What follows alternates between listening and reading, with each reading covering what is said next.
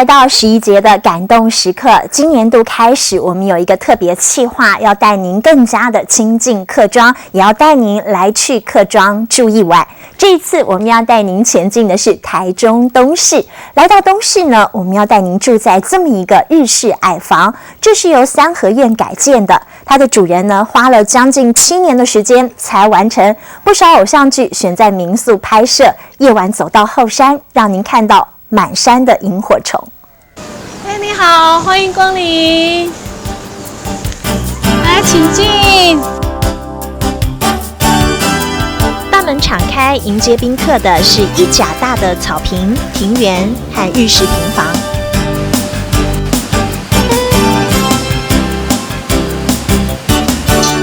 没有城市里车来人往的喧闹声，耳边充斥着虫鸣鸟叫。民宿主人等不及介绍这一大片的庭园。刚开始种的话，种在上面，哇，种了好2-3年，也没有长大。这一花一草都是他亲手照顾的。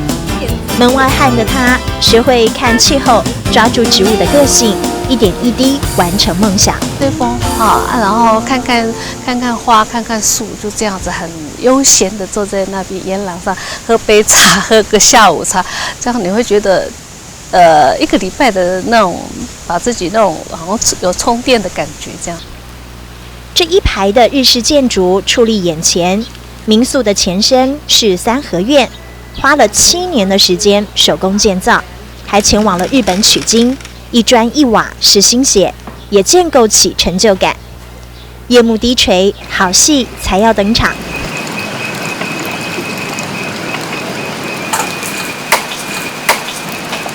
华灯初上，雨后微凉的夜晚，主人端上了一杯茶，趁着风细数过往。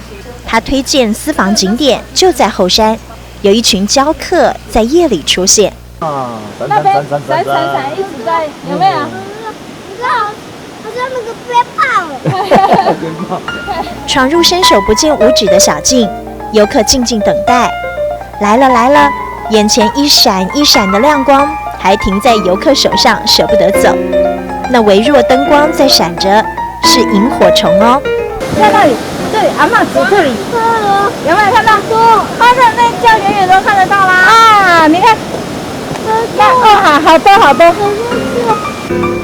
每年4月底到5月初，东势山上最热闹，萤火虫打招呼，点缀整座山头。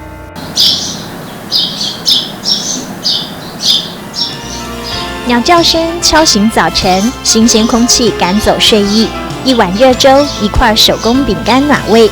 记得造访之前，先把忙碌急速的都市生活丢在门外。一片鲜绿活了视野，点点荧光亮了心情。当蛙鸣鸟叫取代喇叭声响，深深体会感动时刻。